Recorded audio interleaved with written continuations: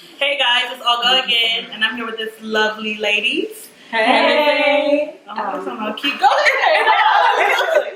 And this is Kosi. Mimi. Uche. okay. So we're gonna talk about like boyfriends and several things. I have several questions on here. I might go off them and I might not. Who knows? But the first question is.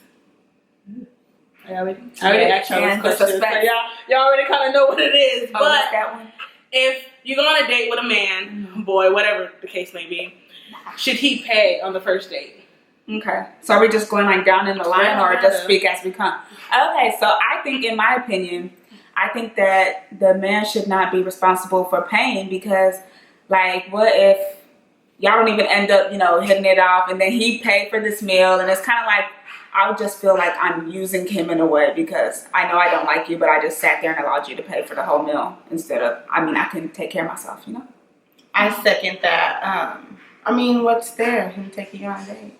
You buy your food, you buy your food. Because then men sometimes take that as they use that against you. Like, oh, well, I took you out on that, I bought you this and bought you that. And I don't have time for that. So, True statement. no. I feel the same way. I would want to pay for my stuff on the first date, but at the same time, if the man, some men, it messes with their ego when like you try to do everything yourself. So it depends on the person. Like if I know that he just wants to pay for my food, and he's like that nice type of person. But at least offer like, hey, I'm gonna offer to pay for myself first. Yeah. And then if he says no, I got it, whatever, I'll be like, okay, for sure. It's different though. Yeah, if he offers, then okay, you can see the type of guy he is. But if he's just sitting there waiting for you to just come on with your money, we got a problem, Houston. I think your opposite. I'm the same. I have my own money. Like, if I'm gonna go on a date, I'm gonna make sure I have enough money. Because I have friends who, like, they go on a date and they're sitting here ordering lobster and champagne and they don't have the money for lobster and champagne. And then the bill come out and the man's looking at you like, so you pay? Yeah. You're gonna sit there and look stupid. Like, But I pay. I don't have a problem, but I feel like if you're a man, you're a gentleman. You should want to. Yeah, you should. But my thing again is if you're going on a date with this man, you obviously like him. Because then if you don't, then you're just going out to eat with a friend. Kind of. But it could be that they like you, but you don't know that you're there yet. So you just be like, oh, let me see. Let me see. But I feel like I wouldn't expect them to pay, but at the same time, I'm expecting them to at least gesture or offer, don't just sit there and be like, I invited you out and, hey, at the same time, I have friends who's like, you're paying for my time. So, I could have been doing something and you called me out, so I could, you gotta pay. It's some savages. Bad and bougie. You can see single men. They're very reasonable girls. You don't ask for too much. We get sensitive. But we're Igbos at the same time. Girls, though. We're all Igbos, remember that. So, if you're not serious. If you're Igbo, call it out. Call me. Put in the comment. But first, subscribe first. Most definitely. Okay, so let's say y'all are good on the first date, blah, blah, blah. And would you allow, now this is for man or woman, would you allow your man to talk to his ex? No. Wait, this is the first date? No. Afterwards, y'all been dating or whatever, and him and his ex are actually good friends. No. What? My thing is, then be back with her if y'all good friends. Yeah. But this is opposite. This go for a guy but you can have an ex that's a good friend. But I will never. But my thing is what do I have to talk to with my exes? What is there to talk about, Yeah. What are we going to talk about? The sky is blue, What's going on? Because clearly you're an ex for a reason. Yeah. It didn't work out. There's nothing else to talk about. Yeah. We've closed that chapter. Going to, the deeper step to the person you're with, not your ex. So if you have something else to talk about. Yeah. Besides that, the only thing I have to talk about is, hey, how's life? Yeah. How's it going? And keep it moving. Yeah. Because you found something in this new person. Your ex should become your acquaintance. It's kind of like they're trying to hold on to that for just in case, if it don't work out with this, I still got my ex. We still have that connection, That's not. What if the ex has a girlfriend?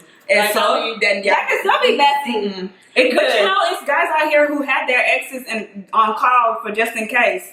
And they hit them up when the other one ain't acting right, and they. But then again, your ex-girlfriend, is she comfortable with you talking to me? Yeah. But a couple of my exes, we all started off as friends. friends. Okay. So it was just like we were friends before we started dating. So afterwards, I've always did it where like if we do break up, we don't have to like, oh, you are my ex. Like I want to keep that steady. So I'm still cool with most of my ex except for one, which we're not gonna talk about that right now. But I don't see like obviously if I get in a relationship, there's gonna be a boundary. I'm gonna have to drop that. I mean, but like I don't see anything really wrong because I feel like it comes with basically discipline, self-respect. Y'all, what is your definition of cheating?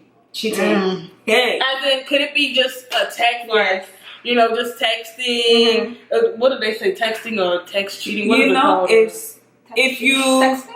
Yeah. That's cheating. That's cheating. Okay, yeah. But you know, if you feel like you have to hide it, then you know you're doing something wrong, right? Yes, most definitely. First of all, if you would be upset with me doing that, then you're crossing the line. Something wrong. Like, if you're flirting, if you know how like when you before you even start going out and the way you're talking because you're showing that interest, if you're doing that with somebody else and we're then wait, but would you call that cheating or would you call that like disrespect? That's disrespectful. Yeah, because it's not like cheating, but I would be like, you're cheating.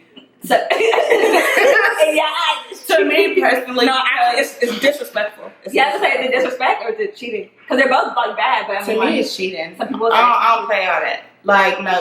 Obviously, I feel like when you first start dating, you introduce me. I don't want no magic. That's what I'm saying. When they don't even know that, and that's my thing. Like when they don't know you have a girl, and so they're engaging in a conversation. Yeah, they're engaging in a conversation that you're presenting to them because they don't even know you have somebody. That's cheating. They think that's potential. I mean, I've heard a couple of girls, but that's why I said introduce your female friends around the beginning. Too much. So, what do y'all feel about boys not putting?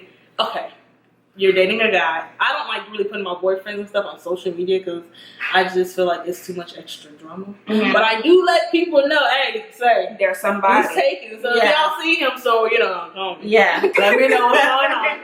But I don't really too much. I don't feel like I need to put a status on in a relationship.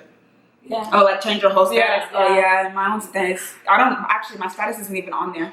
Yeah, I would. Yeah, me neither. So if y'all see. So if a guy didn't put you on social media, how would you feel? Like he keeps you out completely. This is my take. This is my take and my experience on it.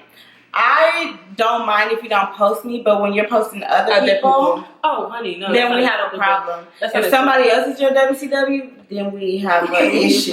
So what's the most important thing about a relationship to make it successful? God, center. Yeah.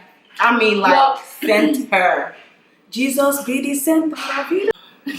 With my experience, my last relationship, I didn't really put God in it in the beginning. Yeah. Because I was so infatuated and so in love and oh my gosh. Until it got to the point where it's like too deep and then now you're like, oh God. You know, trying to pray for the situation, but not too late. He is how he is, you know. So start from the beginning. Right. Yeah. Go into it with that. So God is one. God is one. I think another one is, what was the question anyways? Communication is one. And another very important one is trust. It's hard. It is. Trust. But at the same time, if you don't have trust, then it leads to a lot of, speculations and problems.